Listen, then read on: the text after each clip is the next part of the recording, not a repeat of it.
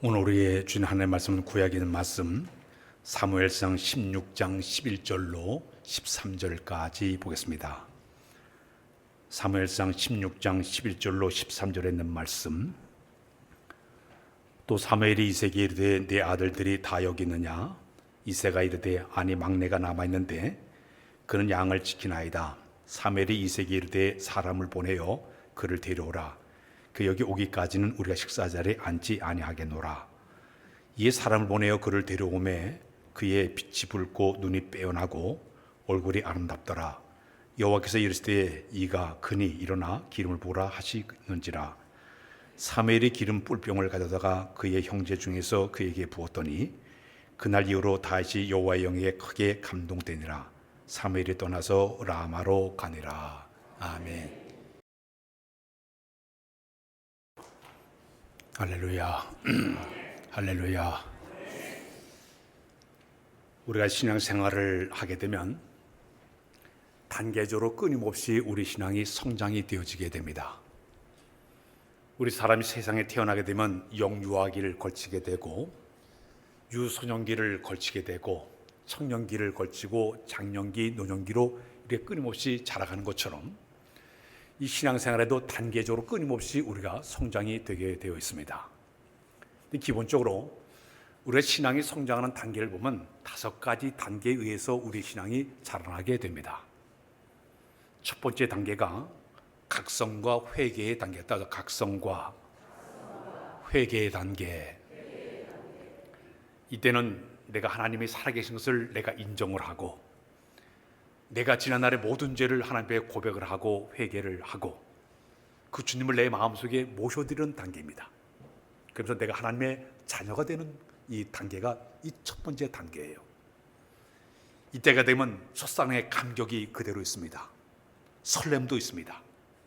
신앙생활 하면서 모든 것이 다 새롭고 궁금하고, 그리고 이때가 되면 이 너무 궁금하다고 열심히 교회 생활하면서 예배 생활도 잘하고 성경 공부를 하는 단계가 첫 번째 단계입니다. 두 번째 단계는 정화와 훈련의 단계에 따라서 정화와 훈련의 단계. 신앙의 기초에서 그리스도인답게 살기 위해서 이제 서서히 자기의 삶을 정돈하는 단계입니다.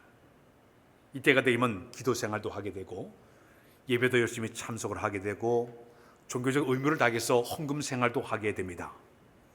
또 어떻게 보면 내가 규칙적으로 살려고 열심히 애를 쓰는 것이 이런 단계를 맞이하게 됩니다. 그래서 자기가 성경을 읽기도 하고 기도도 한번 해보기도 하고 옛날에 나쁜 습관을 자꾸 끊으려고 노력하는 이 단계를 우리가 걸치게 됩니다.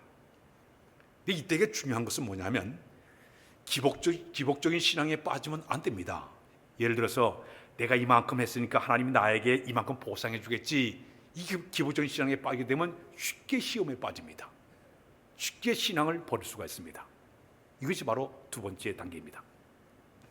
세 번째 단계는 영적인 투쟁과 승리의 단계. 영적인 투쟁과 승리의 단계.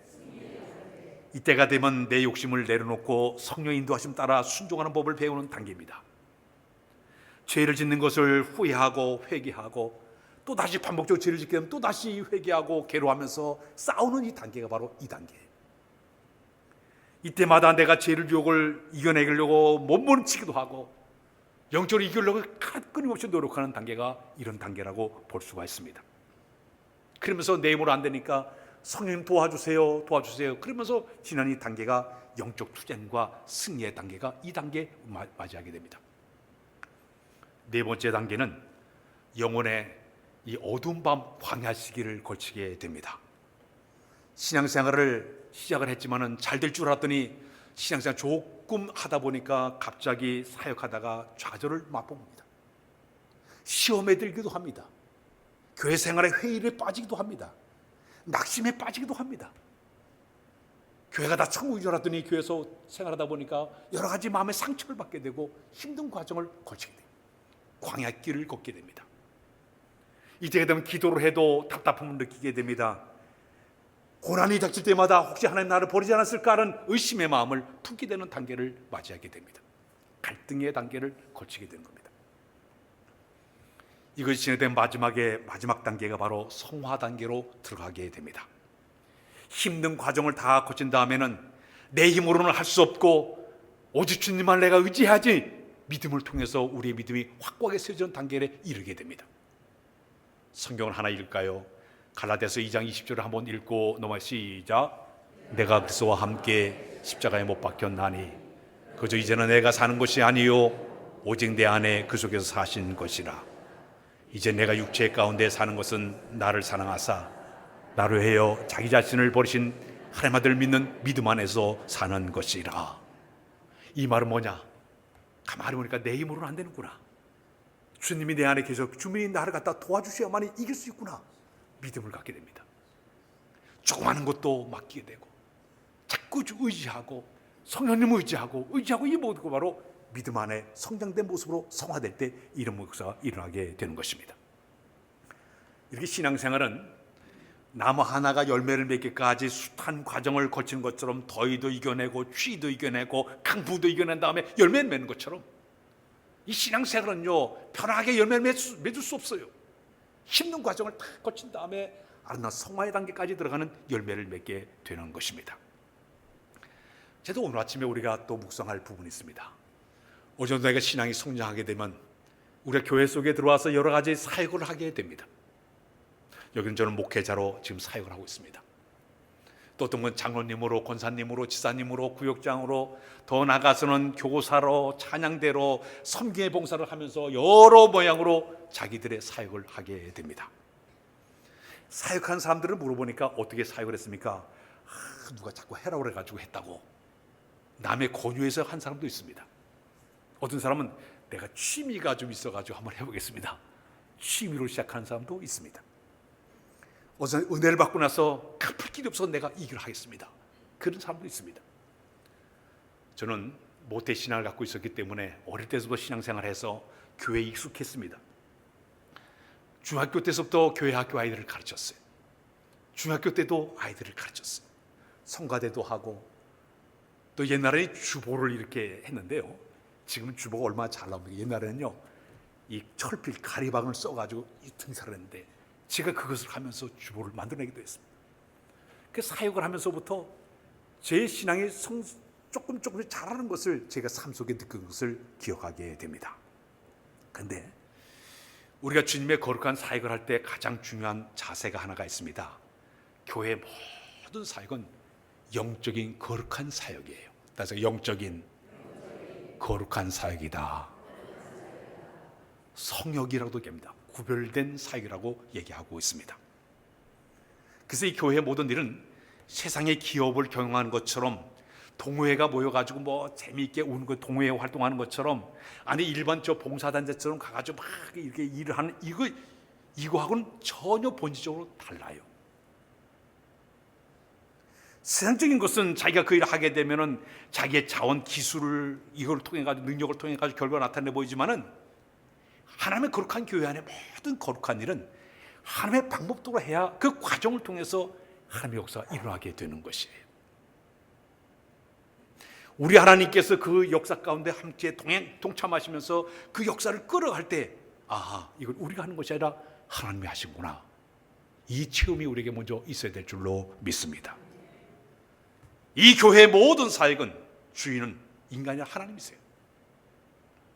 내가 목회하든지 찬양을 하든지 교사를 하든지 행정을 하든지 주차 요원으로 안내원으로 모든 식당에서 봉사하는 모든 사역도 하나님께 나에게 맡겨주신 거룩한 기름 부으심, 거룩함이 그 속에 포함이 되어야 됩니다.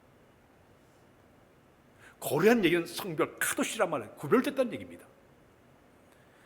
그래서 이 사역의 축점은 인간의 보람을 위해서 하는 것도 아니고 다른 사람 칭찬받게 하는 것도 아니고 내가 상급받게 하는 것이 아니라 오직 하나님의 영광을 드러내기 위해서 주의 영광을 드러내기 위해서 하는 것이 바로 이 거룩한 교회의 사역이라고 볼 수가 있습니다. 인간의 열정과 재능만을 하게 되면 언젠가 부딪히게 되어 있습니다.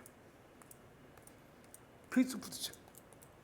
그렇기 때문에 뒷받침되는 오직 무릎 꿇고 기도하면서 거기에 특히 성령의 기름 부심이 있어야만이 그 거룩한 일을 능력 있게 잘 감당하게 될 줄로 믿습니다. 성령의 기름 부심은 하나님께 주신 영적인 에너지, 그 힘이 우리 가운데 주어져야만이 그 일을 능력 있게 잘 감당하게 되는 것입니다.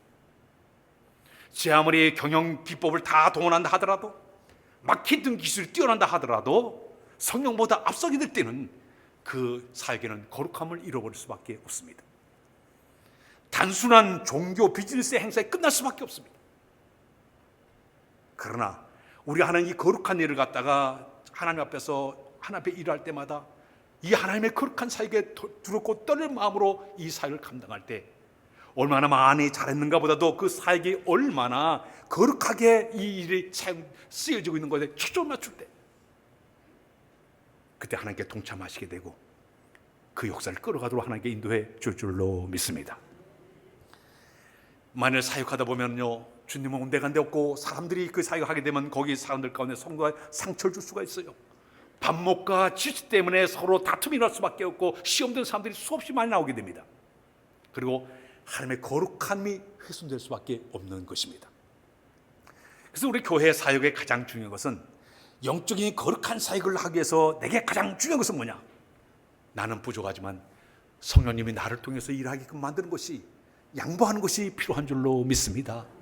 내가 아무리 뛰어나고 내가 아무리 능력이 있다 하더라도 나는 죽어버리고 성령님 나를 통해 일하시기를 내가 요구하고, 그분의 다스림 속에서 일을 감당할 때 부족한다 하더라도 하나님의 영광이 드러날 수밖에 없는 이 역사가 이루어지게 될 줄로 믿습니다.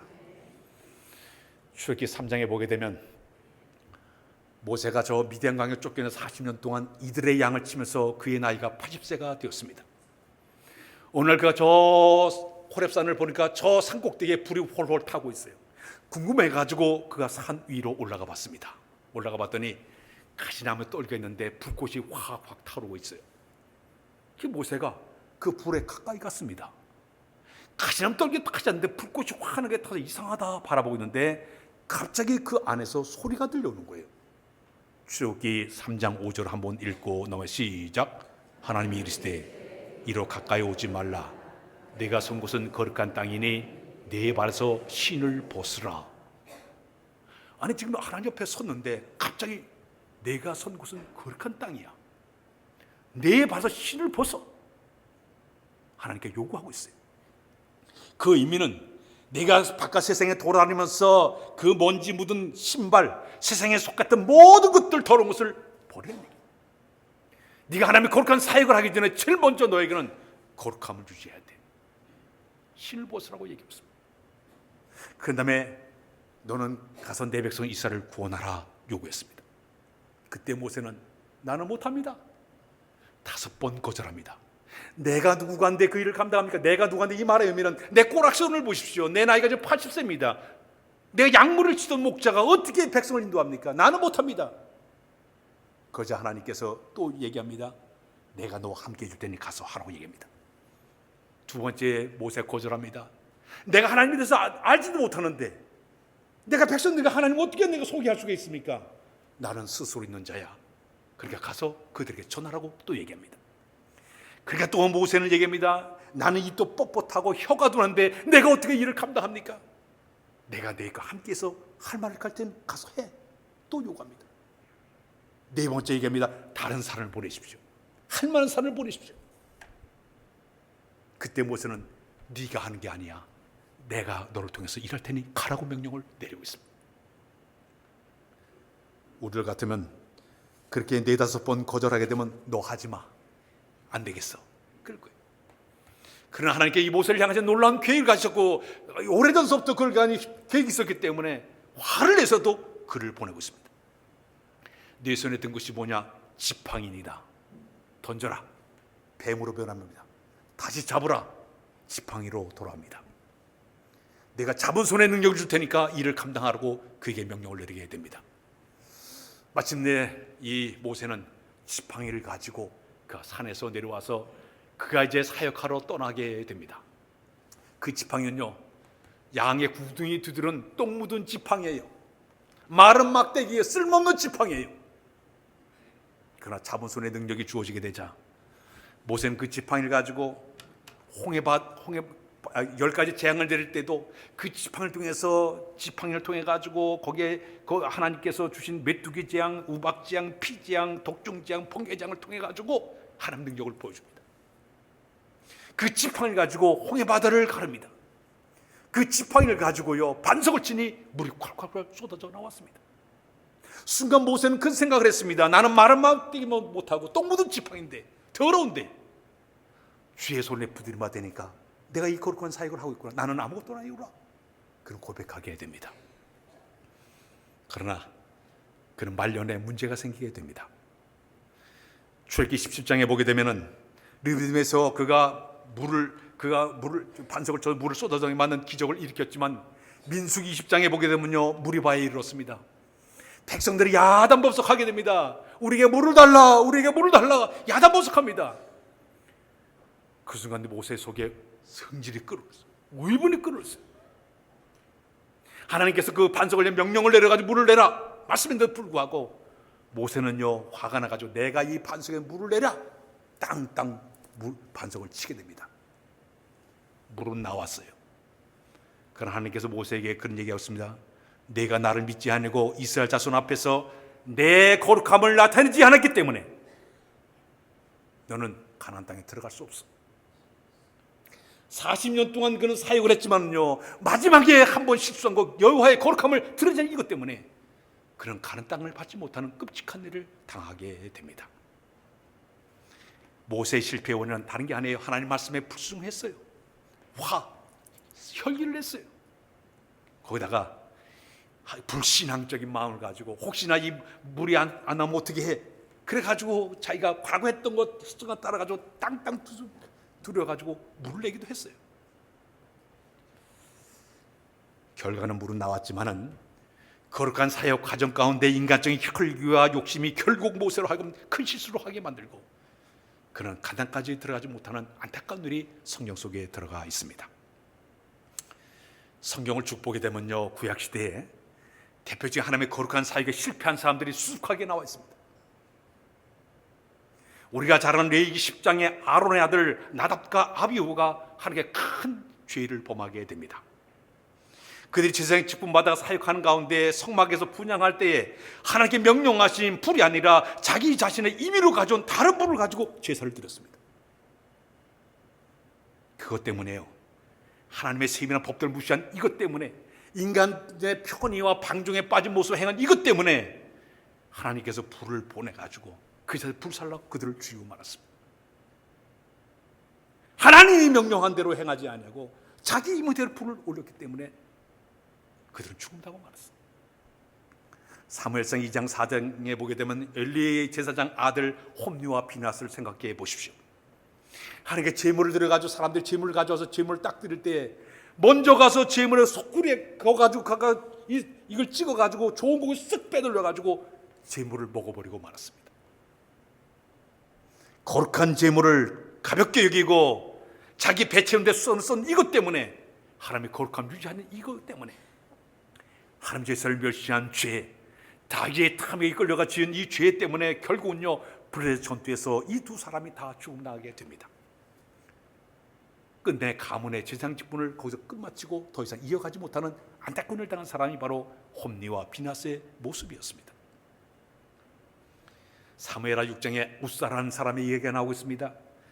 다윗 왕이 하나님 법궤를 다윗성으로 옮길 때에 이제 새수레에다가 법궤를 싣고서 이제 옮기게 되는데, 그들이 나곤의 타작마다를 지나갈 때 소가 펄떡펄떡 뛰니까 법궤가 떨어질 것 같으니까 우사가 쫓아가지고 법궤를 딱 만졌습니다.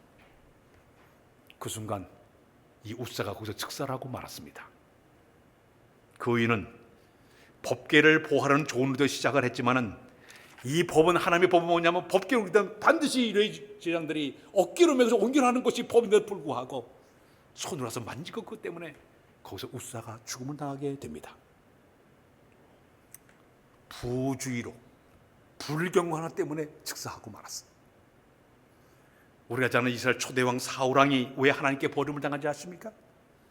두 가지 결정적인 죄를 그가 범하고 말았습니다.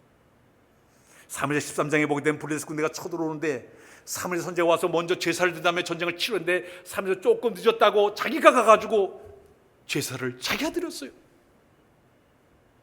이 사람 정치인이에요. 정치를 해야 되는데 제사장의 일을 월권을 해가지고 자기가 제사를 드렸어요. 이것이 바로 하나님 보시기에 너무 괘씸했습니다.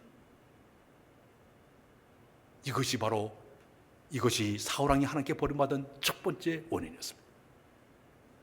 두 번째는 아말렉 군사를 가서 다 전멸하라 하나님 명령이 준데도 불구하고 가서 소 아니면 양떼들과 좋은 것 싹 빼돌려 가지고 끌고 왔습니다. 변명했습니다. 하나님께 제사들을 가져왔다고. 아무리 좋은 의도가 보인다 하더라도, 방법이 좋다 하더라도 하나님의 거룩함을 훼손했기 때문에 하나님께서 그를 버리게 되는 일이 벌어지고 맙니다. 이거 여러분들에게 협박해서 그런 얘기 아니고 성경의 흐름을 다 하나님 오르는 거룩함이로구나. 주님의 이 거룩한 모든 사역 자체가 이 거룩함이 유지가 되어야 되는구나. 이것을 성경은 계속적으로 얘기를 하고 있어요. 그렇기 때문에 우리가 어떻게 해야만이 하나님의 거룩한 사역을 잘 감당할 수 있는 사람이 될 수가 있느냐. 오늘 본문이 그 얘기를 들려주고 있어요. 사울 왕이 하나님께 버림을 당했습니다. 사무엘 선지자가 너무너무 마음이 아팠어요. 자기가 세운 왕이 저렇게 타락돼가지고 잘못된 길을 걸어가니까 너무 괴로워가지고 잠을 이루지 못해요. 그때 하나님께서 사무엘 선지자에게 일어나라. 너는 지금 저 베들레헴에 가서 이새의 아들 가운데서 왕을 하나 뽑아가지고 그에게 기름 부으라고 명령을 내리게 됩니다. 사무엘이 기름병에다가 기름을 취해가지고 마침내 베들레헴을 향해서 그가 출발하게 되었습니다. 이새의 집을 들어갔더니 이새의 집과 베들레헴 전체 마을이 다 야단법석이에요. 왜? 이 당시에 사무엘 선지자는 사사요 제사장이요 선지자다 보니까 대단한 사람이 왔으니까 야단법석이에요. 이새는 부들부들 떨린 마음으로 그 앞에 가서 섰습니다. 네 아들을 다 데려와라. 내 아들이 8명인데요 지금 저 들판 양을 지키고 있습니다. 다 데려오라고 명령 내렸습니다. 8명의 아들이 가야 되는데 막내둥이 다윗은 거기다가 양을 지게 만들고 7명의 아들들이 다 옷을 갈아입고 목욕을 하고 다 사무엘 선지자 앞에 서게 되었습니다. 1명, 2명, 3명, 4명, 7명 다 지나도 거기 하나님 택한 사람이 없는 거예요. 그때 여기는 이새에게 물어봤습니다. 네 아들이 다냐? 아닙니다. 막내가 지금 저 들판에 있습니다. 그 아이를 데려와라. 그 아이를 데려오기 전에 내가 목장겠다고 얘기하게 됩니다. 그래 형제들이 가가지고 다윗을 갖다가 너 가라고 얘기하니까 나를 왜 불러요? 몰라 가봐. 다윗은 올겨울에 갔어요. 올겨울에 갔는데 그 당시에 이 다윗의 그 나이가 15살밖에 안 돼요. 이 아이가 쫄래쫄래 가는데 사무엘 선지자가 딱 바라보니까 빛이 붉고 눈이 빼어나고 얼굴이 아름다웠다고 표현하고 있습니다. 아주 그 모습 자체에서 은혜스러운 모습이에요. 하나님께서 명령하기를 내가 지목한 자가 이내 그의 기름 부으라고 명령을 내리게 됩니다. 그때 사무엘 선지자가 준비해 갔던 기름을 그 머리에다가 붓게 됩니다. 그 순간 하나님의 거룩한 영이 그에게 강력하게 임재하게 됩니다. 기름을 부었다는 이 얘기는 어떤 얘기인가 하면요, 구약시대에는 왕이나 제사장이나 선자들을 세울 때 반드시 기름을 부었습니다. 오래된 양 뿔을 잘라가지고 그 빈자다가 감람류를 가지고 와서 머리부터 발끝까지 쭉 부어가지고 기름을 부었어요. 기름은 의식은 3가지 의미가 들어있습니다. 하나님 너를 선택했다는 얘기입니다. 하나님께 너를 부르셨어. 그런 의미를 가지고 기름을 부었습니다. 두 번째, 성령의 능력이 너에게 임하셨다는 표시로 그의 기름을 부었습니다. 세 번째는 내가 하는 일은 거룩한 성별된 거룩한 일이야 의미로 기름을 부었습니다. 기름 부으시면 사람을 높이는 지위 표시가 아니라 하나님의 거룩한 사역자로 내가 이제 네가 쓰임받은 사람의 은혜의 하나의 과정이에요. 내가가 아니라 내가 이제 하나님 편에 부름받았구나. 하나님의 거룩한 사역자가 되었구나. 하나님의 부르심에 하나님의 선 모습이에요. 다윗은요 평생 동안 그는 3번 기름 부음을 받게 됩니다. 16살에 지금 기름을 부음 받았죠. 훗날 남쪽의 유다 왕국의 왕이 되어 사울 왕이 죽은 다음에 유다 왕국의 왕으로 되었을 때 한 번 기름을 받게 되고 30살에 되었을 때 통일 왕국의 왕으로 그런 기름을 부음을 받게 됩니다. 그때마다 성령의 능력이 그에게 임하시게 됩니다. 하나님의 영이 그에게 임하게 되니까 그가 그 사역을 할 때 역대 성경에 39명의 왕 가운데 가장 위대한 왕으로 쓰임받은 사람이 바로 다윗이었는데, 다윗은 성령의 기름 부음 받은 다음에 어떻게 그는 쓰임받았는가 하면 첫째, 그는요 그가 받은 은사가 극대화되게 됩니다. 영적인 은사를 극대화했다. 다윗은요 원래 노래를 잘 불렀어요. 들판에 있을 때 심심하니까 노래 많이 불렀어요. 또 이 다윗은요 시를 그렇게 잘 썼어요. 시를 잘 써가지고 시를 남기고 그랬습니다. 근데 성의 강한 능력이 임하시게 되니까 그가 수금과 비파하며 찬양을 할 때 그 찬양 가운데 영적인 능력이 주어지게 되니까 당시 사울이 악신에 들려가지고 있을 때 그가 가서 찬양할 때 수금을 타며 찬양할 때 그곳에 악기가 물러간 줄로 믿습니다. 찬양 가운데 영적인 능력이 주어진가 악신이 물러가 버렸어요. 우리 찬양대가 하나님을 찬양할 때도 이런 역사가 나타날 줄로 믿습니다. 우리가 이 앞에 찬양하는 모든 것에서 성령의 능력이 주어지게 될 때에 악신이 물러간 역사를 우리 경험하게 되는 것이죠. 특히 다윗은 시를 참 잘 썼습니다. 이 시편이 150편으로 구성되는데 거기 73편 반 정도를 다윗이 썼습니다. 그 내용을 읽을 때마다 얼마나 위로가 되고 격려가 되고 힘이 되고 있습니까? 영적인 능력이 주어지게 되니까 그 찬양을 들을 때 그가 쓴 글을 볼 때마다 은혜가 넘치고 감동을 받게 되는 것이에요. 두 번째는 그는 담대함과 인내의 신앙이 뛰어났습니다. 담대함과 인내함이 있었다. 그가 17, 18세가 기름 부음을 받고 17, 18세 때 블레셋 나라와 이스라엘 전쟁 치르고 있었습니다. 그때 저 상대 블레셋 진영의 거인 골리앗이 뚜벅뚜벅 걸어 나왔습니다.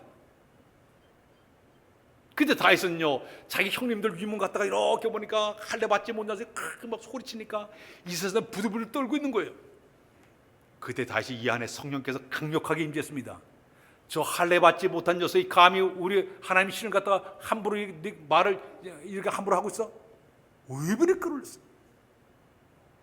그는 물맷돌을 돌리면서 이 골리앗을 향해 나가게 됩니다. 온몸이 다 갑으로 있는데 이 다윗이 물맷돌을 팍 던져가지고 마침내 그 돌이 이마에 콱 박혀가지고 골리앗이 뻥 자빠져요. 물론 다윗의 실력이 있었지만은 많은 신학자는 그 얘기합니다. 그가 던진 순간 거기에 하나님의 영이 같이 임하게 되니까 그것이 정확하게 온몸이 다 갑옷으로 투여 있어도 정확하게 스트라이크가 들어가가지고 이마에 팍 박히게 만들었다고 얘기하고 있습니다. 영적인 힘이 주어지게 되니까 담대하게 골리앗을 향하는 이 담대함, 하나님께서 그에게 준 영적인 능력이 그에 있었기 때문에 가능한 줄로 믿습니다. 그는 10년 동안 도피 생활했습니다. 10년 동안 도피 생활할 때 환난과 고난과 역경을 실현의 과정을 거치게 됩니다. 광야를 거치게 됩니다. 그러나 그 순간순간에 그 모든 걸 참고 인내할 수 있는 비결은 뭐냐? 그러면서도 그는 불평하지 않았어요. 하나님만 의지했어요. 이 모든 것은 뭐냐? 그가 기름 부음을 통해서 주어진 성령의 은혜를 체험했기 때문에 전폭적으로 하나님께 맡기는 거예요. 참고 인내하며 견뎌냈습니다. 심지어 자기 죽을 3,000명의 군사를 거느리고 왔던 이 다윗, 사울 왕 3,000명의 군사를 거느리고 왔습니다. 그가 엔데이 굴에 숨어 있을 때 사울이 그 안에 들어 잠을 자고 있었습니다. 그를 죽일 수가 있었어요. 그러나 손대지 않아요. 손대지 않아요. 하나님께 저런 기름 부었기 때문에, 하나님 주권 인정이기 때문에 손대지 않아요. 하나님께 알아 처리하십시오. 옷자락만 비었는데 그는 가슴을 덜렁덜렁 했습니다. 영적 감각이 뛰어났던 사람이 바로 다윗의 모습이었습니다. 그의 인내함, 이 모든 건 성령의 기름 붓고 나서부터 그가 참고 견디는 그 마음이 그의 말을 강하게 지배하니까 저는 참는 사람으로, 인내한 사람으로 그가 쓰임받게 되지 않습니까? 심지어 그런 군대 장관으로 일을 할 때도, 사역할 때도 얼마나 지혜롭게 일을 잘하든지 사무엘상 18장 14, 15절 한번 읽고 넘어가겠습니다. 사무엘상 18장 시작. 다윗이 그의 모든 일을 지혜롭게 행하니라. 여호와께서 그와 함께 계시니라. 사울은 다윗이 크게 지혜롭게 행함을 보고 그를 두려워하였으나, 모든 일 할 때마다 지혜롭게 하는 거예요. 한 뜻에 합당한 자로 쓰임받으려고 노력하다 보니까 모든 사람들이 인정해 줬습니다. 그가 군대 장관으로 일할 때 유행가가 생겼으면 백성들이 유행가를 만들었어요. 사울이 죽인 사람 천천히지만 다윗이 죽인 사람 만만이로다. 인정받고 쓰임받고 들림받고. 이 모든 건 그는 성의 다씀 속에서 전쟁터에 나갈 때도 기도하고 나가 전쟁을 치르고, 승리하고 돌아서 전쟁 치르도 하나님께 감사하고, 이 모든 것이 성령의 지배를 받았기 때문에 그러니까 귀하게 쓰임받게 된 줄로 믿습니다. 뭐 우리 교회 내에서 일하다 보면 여러 가지 일들이 많이 있을 거예요. 크고 작은 일들이 많이 있어요. 중요한 것은 자그마한 일이라도 항상 성령의 기름 부심이 있어야 될 줄로 믿습니다. 자그마한 일도 거룩한 사역이기 때문에 주님을 의지하는 마음으로 이 사역 감당할 때마다 하나님께서 함께 하심을 통해서 아름다운 열매를 맺도록 인도해 줄 줄로 믿습니다. 하나만 예것을 맺습니다. 중국 내륙 선교의 선교사 가운데 허드슨 테일러라는 선교사님이 계십니다. 이 복장이 중국 복장으로 이렇게 하고 있는데, 이분은요 중국 사람처럼 이 복장을 입고 다니면서 열심히 39년 동안 중국 암흑 땅에 가서 복음을 전한 위대한 선교사입니다. 이분은 선교의 특수함이 뭐냐? 교회를 하나 개척해서 교회가 어느 정도 부흥하면 딴 사람이 기꺼이 맡기고 자기는 오지로 들어가서 목회했던 아주 훌륭한 선교사입니다. 자, 그런데 그가 사역하는 가운데 심한 갈등과 영적인 고통에 시달린 적이 있었습니다. 날마다 밀려오는 과중한 선교 행정 업무 때문에, 동역자들과의 갈등 때문에, 또 자기 사랑하는 자녀가 풍토병으로 세상을 떠는 것 때문에 오는 그 슬픔의 이별의 아픔 때문에, 또 중국 내에서 반외국 정서 때문에 아주 신경이 날카롭게 그가 하루하루 지나게 됩니다. 자기는 거룩하게 살기 위해서 금식기도 해보고 기도해봤지만, 그러나 사선 일 때문에 자꾸 낙심하게 되고 짜증을 자꾸 내다 보니까 내가 하나님의 자녀인데, 내가 선교사인데 이렇게 일만 안 되지, 자꾸 자기를 자책할 수밖에 없는 그런 상황으로 떨어지고 말았습니다. 자기 안을 들여다보니까 성령 충만함이 전혀 없는 거예요. 근데 어느 날 자기 동료 선교사 메카시라는 사람이 편지를 보내왔습니다. 편지 내용을 읽어보니까 그런 내용이 써져 있습니다. 믿음을 강하게 하려고 하지 말고 오직 신실하신 주님만을 의지해야 돼. 그 말을 딱 보는 순간, 아, 내가 잘못됐구나. 특히 요한복음 15장의 포도나무 비유를 말씀을 읽다가 그는 나는 포도나무에 너희는 가지니, 아, 주님이 포도나무 양분을 빨아들여간 다음에 나는 가지 가서 그 양분을 받아먹고 내가 사역을 해야 되는데 내 힘으로 내 의지를 하려다 보니까 안 되는구나. 그가 깨닫게 됐습니다. 꿇 앉았습니다. 하나님, 내가 이제까지는 내 힘과 내 능력과 내 모든 걸 가지고 했던 것을 용서해 주십시오. 이제 내가 성령님만 의지하겠습니다. 성령님만을 바라보겠습니다. 그러자 제가 그 마음속에 평안함이 찾아오게 됐습니다. 그리고 환경을 뛰어넘는 그 평안한 마음을 가지고 사역하기를 시작하다 보니까 기쁨이 펑펑 솟아오르기를 시작했습니다. 특히 슬픔이 찾아왔습니다. 1870년도에 자기 영적 동반자였던 아내 마리아가 33세 젊은 나이에 세상을 떠나게 됩니다. 그런데도 인간의 큰 고통 안에서 그는 좌절하지 않았습니다. 오히려 그럼에도 감사기도 하면서 초자적 힘을 가지고 사역을 감당하게 됩니다. 그의 사역 자체가 달랐습니다. 그만 성령님만 의지하는 그 마음 때문에 저 성경을 보내도 돈 의지하지 않고 자기는 성령님만 의지하고 계속 하다 보니까 열매가 풍성히 맺는 것을 체험을 통해서 깨닫게 되었습니다. 그가 유명한 말을 했습니다. 절대 기도보다 앞서지 말고 성령보다 앞서지 말자. 기도보다 앞서지 말고 성령보다 앞서지 말자. 그는 철저하게 성령의 사람으로 귀하게 쓰임 받았습니다. 우리 6개월 동안 우리의 하나님의 거룩한 교회의 사역을 해왔는데 남은 6개월 동안 우리의 필요한 게 있습니다. 성령님의 도우심 받으시길 바랍니다. 그분의 인도를 받으시길 바랍니다. 그분의 기름 부심이 있어야만이 거룩한 사역을 능력 있게 잘 감당할 줄로 믿습니다. 우리 모두가 성령의 지시를 받아 사역 잘 감당하는 여러분들 다 되시길 주의 이름으로 부탁드립니다.